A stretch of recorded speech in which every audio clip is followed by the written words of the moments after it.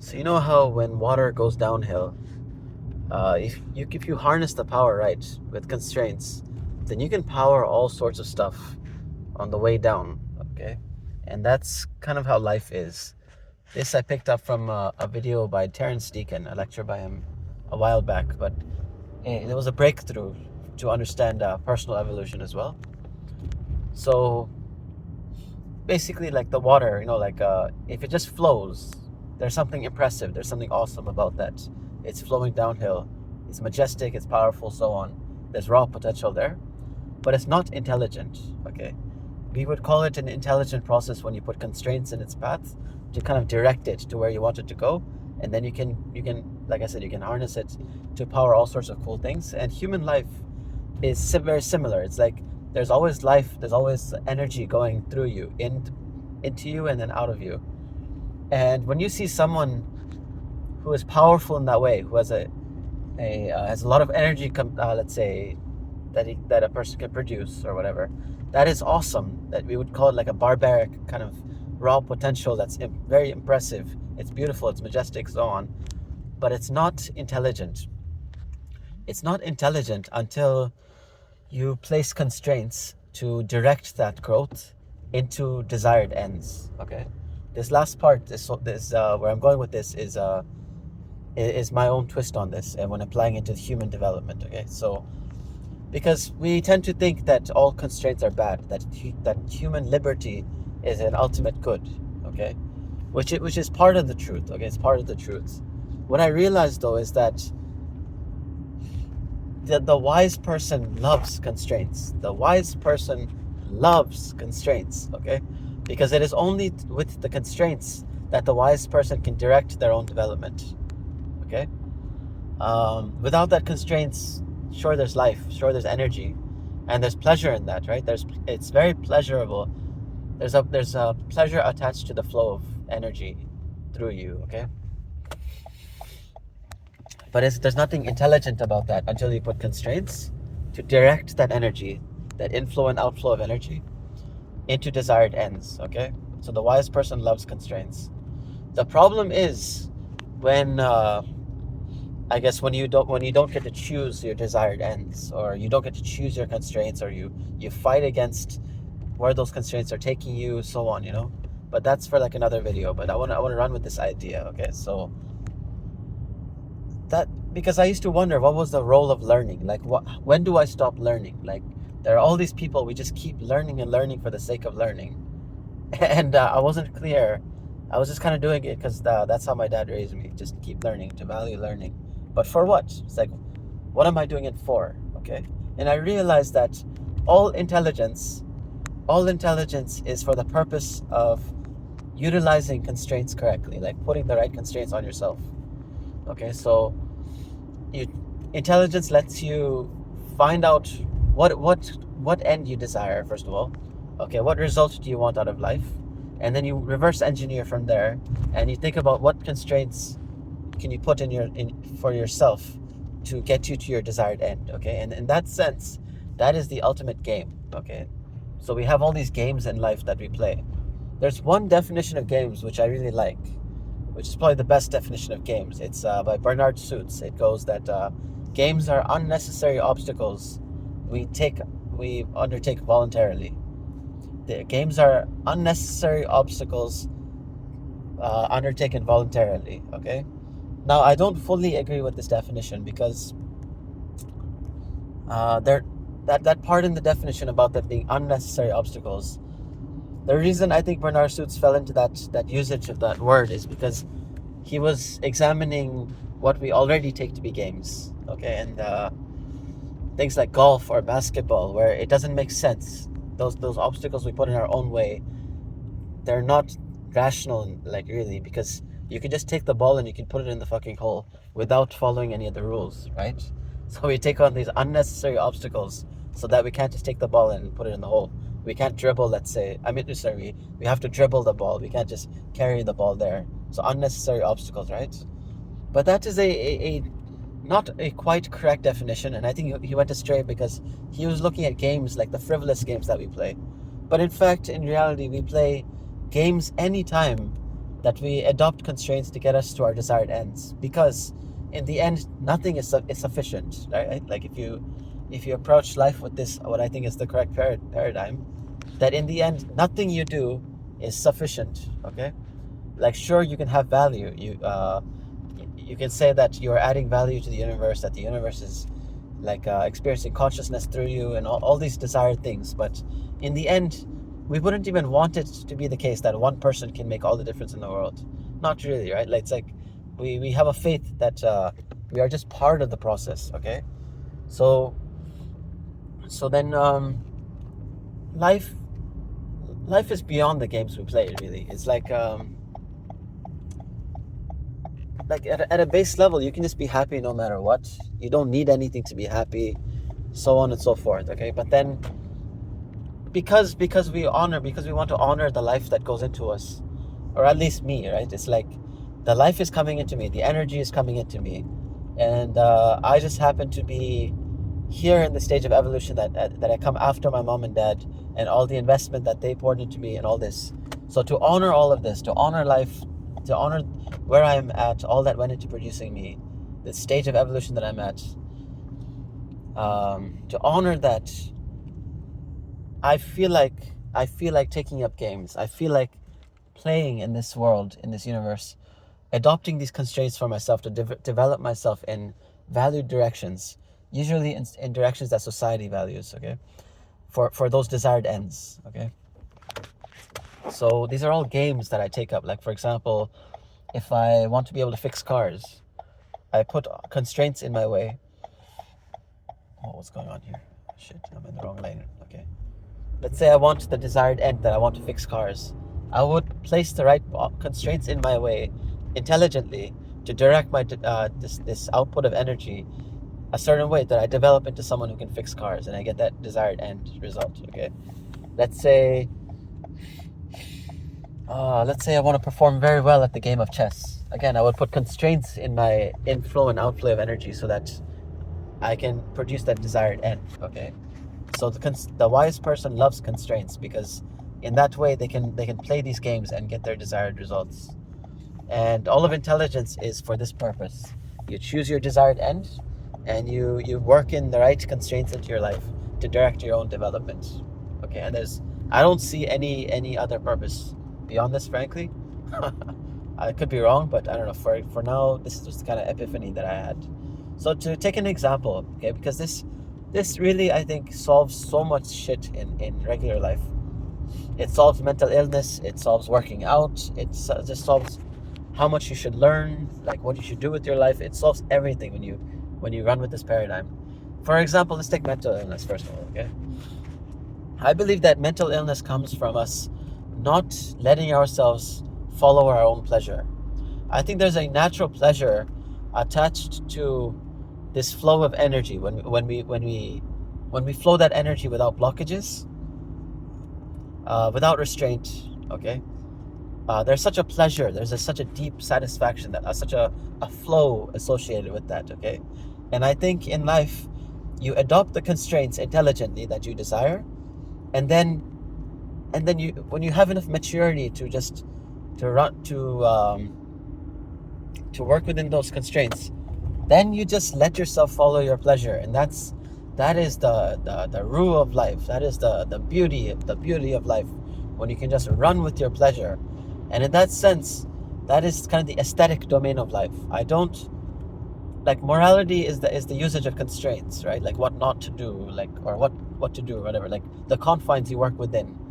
Okay, but then once you've set up those constraints for yourself, I say give free rein to yourself to fully follow your own pleasure, because that is the rule of life. That is the gist of life. That is the beauty, the sexiness, the fruit of life, the enjoyment of life, man.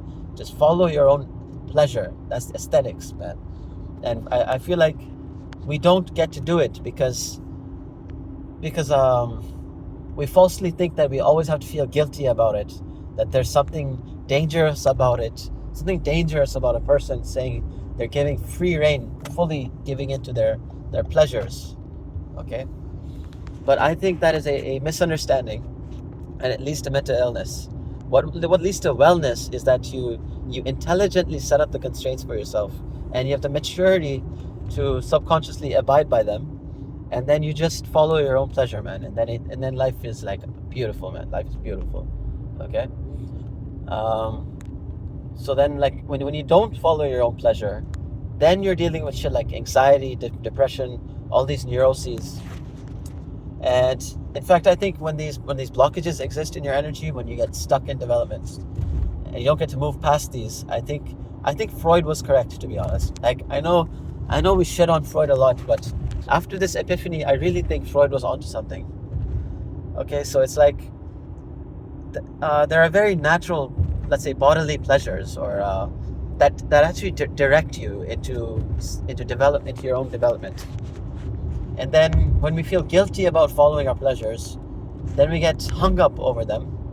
And then there's like all these mechanisms like psychological reactance and stuff, where if you don't let somebody do something, then they want to do it all the more, right? Or and then also we call things erotic and sexual too soon, I think, because when you give into your pleasures, there's actually this kind of energy that you unlock that is unparalleled. It's like this primal, this extremely primal vitality that you unlock, even just when you follow your own body and working out or in stretching, like intuitive stretching, intuitive working out. You'll be amazed if you ever try this. That at the kind of vitality and blood flow that you unlock in your body is insane. And I'll jump to that topic next in this video if I have time. But I think we incorrectly call that energy erotic, and because we do that, we are so prudish about this energy.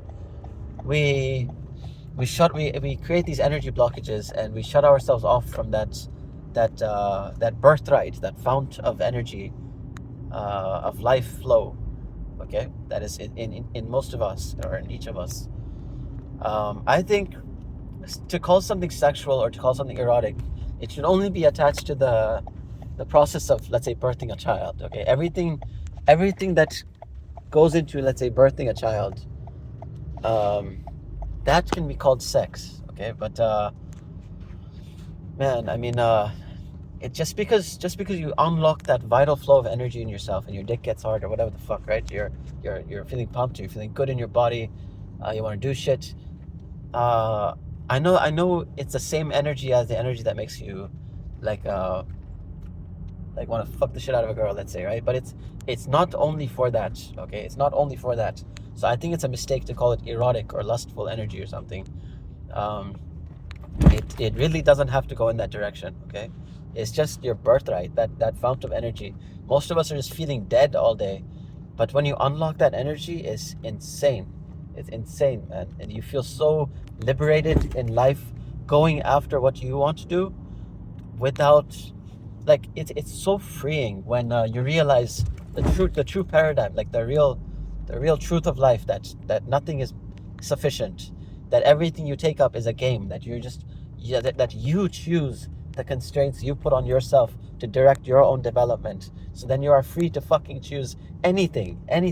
And if you are free to choose anything, why wouldn't you choose those constraints that get you to the ends that society values? Like, why wouldn't you want to be a contributing, useful member of the band of people that you belong to, right?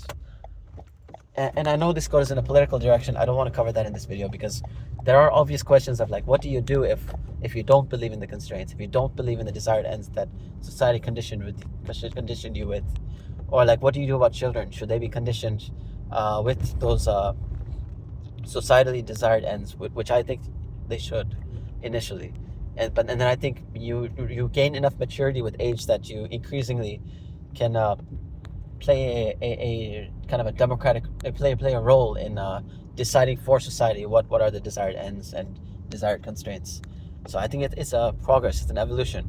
And just to restate, I think kids should be conditioned with societally desired ends and constraints. Okay, because why not, right? Because would you want your kids to grow up being useless members of society? Like, fuck that, right? I think it's better to be conditioned in that way at an early age. But then I think there should also be kind of these what do you call them, rituals? Fuck, I forgot what they're called, but like those kind of rituals that when you come into being a man, I think or a person, an adult, there should be a process by which you increasingly gain maturity and intelligence in what are desired ends and what are desired constraints, and then you move into positions in society where you have a say in which constraints apply to people in general. So like going into like white collar work, or like becoming a president, or becoming a leader of an organization, so on, right? But now let's apply it to working out. Okay, so it's crazy when you just follow your own tension in your own body. Your body knows how to take care of itself. Your body knows how to heal itself from an injury. Your body knows how to stretch in the morning, let's say, or before any. And when you follow your own intuitive stretching, your body will naturally get to a point where it wants to explode. It wants to push weight. It wants to do move into strength training or whatever. Okay. So what that made me realize is that the workout is not just that hour or so in the day that you take up some weights. The workout actually begins when you wake up. If you just let yourself move in your body will wake itself up, and it will free up the tension. It will prepare each joint in your body. It will prepare all the joints, all the muscles, everything, and then it naturally wants to move in forceful ways. And that's when you begin your workout for the day, which might be just going to work, right? And then maybe after work you do some other shit, physical stuff, whatever, okay? And even with weights, it's like I was experimenting yesterday. It's like I just took a weight, like it was a 30-pound dumbbell, and put it in front of myself, and I just started doing stuff with it intuitively, naturally. And it's amazing how the body just wants to master that weight, like do all sorts of things with that weight, carry it, lift it overhead, or sit down with it, roll with it, sling it over your shoulder, around your head, whatever. Your body knows how to strengthen itself, how to take care of itself, if you just listen to it and you follow and what's interesting to think about this is that I was experimenting with, at times, following my visualization of what I should do with the weight versus following the impetus in my body. And every time, like when I would follow the visualization in my mind of what to do with the weight, I would end up calling in the movement again. Like I would try something and it wouldn't quite work, and I'd pull it back because my body didn't want to move in that way. It wasn't ready for that, okay? Whereas when I trusted my body's impetus, the movement was always right. The weight was always moved in a safe way, in a good way, in a strong way, okay? And what that taught me is that when it comes to the right decision, your body preps the ultimate final decision as a bodily expression. Because anything before that, you're just running a kind of experiment in your mind of like, what are the possibilities? What could happen? So to trust your mind is to actually trust a half-baked, unfinished process of your body trying to think about what it should do. So there's a time and place for using your conscious, deliberate mind. But I realized that just most of the time, you're way better off just trusting your body, your pleasure. Trust your pleasure about how your body wants to move naturally, intuitively, and it will give you the finished product of your cognition. Okay. The reason when you use deliberation, like conscious deliberation with your mind, is when you're calculating something, where you need to control your thinking in the moment to produce an outcome just like that, in the moment, if you need a result, because then you want that unfinished product because you need a decision right away. But if you don't need the decision right away, then you should just let your subconscious deliver the results to you. You should just download the answers of the subconscious brain working for you, because that is more divergent thinking, whereas your effortful, constraining, deliberate, conscious thought, that is more convergent. It's not as smart, that thinking. It's not as highly connective. And that effortful thinking, you can also use it in the moment to set up more constraints for yourself. But it's like, anyways. So then that led me to like, what is love and stuff? Like, what is the things that you use to become more capable in life and enrich your life. Like, let's say that 30-pound dumbbell. Once I have explored all the possibilities with that weight, moved it in all sorts of ways, and really just mastered that weight, then I can move on to another weight, right? But then that weight that I was using originally that got me there, it occupies a kind of uh, a spot in my heart. Like I care for that weight. I love that weight for the way in which it enriched my life, the way it let me master all the possibilities that existed within that weight of strengthening me and enriching my life. And so I love that weight. And I realized that in life we can choose like we can choose in a good way, like what objects do we want to bring into our life, what constraints do we want to bring into our life to enrich our lives and to aid in our development. And then those things become special to us, and we come to love those objects. Okay. And love, I suspect, is exploring all the possibilities for your life's enrichment that are contained within in an object or something, okay, or a constraint. And I think it applies to people too. Like I know people are not objects, but you bring people into your life, and then you explore all possibilities with that person to enrich your life. And in doing so, you love that person, and they occupy a special place in your heart.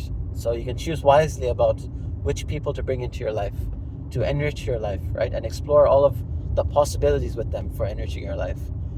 And again, whenever you take up constraints like these, whether it's bringing a person into your life, bringing a dumbbell into your life, a tool into your life, whatever it is, whatever constraint you bring into your life, you do it with the end result in mind. Like, what do you want out of life, right? And you reverse engineer.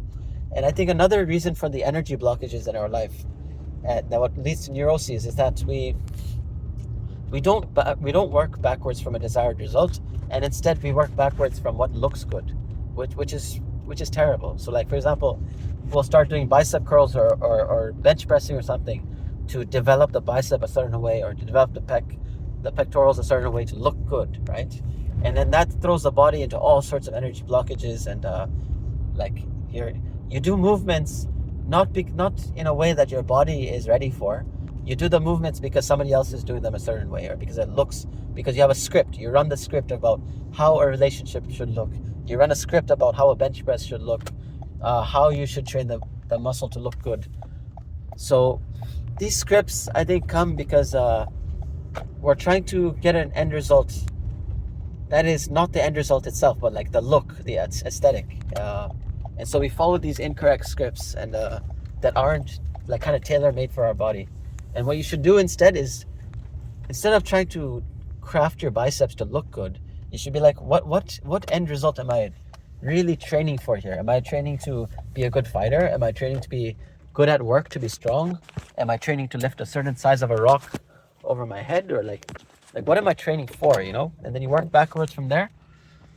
And then when you've adopted that constraint and that end goal for yourself, you don't micromanage the process. This is the key, which I think leads to mental illness, is that when people try to micromanage the process based on the scripts that already exist in society, instead what you do is, once you've picked the desired end, once you've picked the constraints, then you let your aesthetic, just your pleasure, you run with your pleasure. And nothing else really. You trust your pleasure, and you do whatever is pleasurable to you. And you have the maturity to keep the constraints in mind, even at a subconscious level. And then when you can run with your pleasure, do things because they're pleasurable, then that is mental health, that is mental well-being, and that is the beauty of life. It's true enjoyment of life. And then you'll tap into the most primal vitality of all. It's just when you give yourself free fucking reign to just enjoy the shit out of yourself.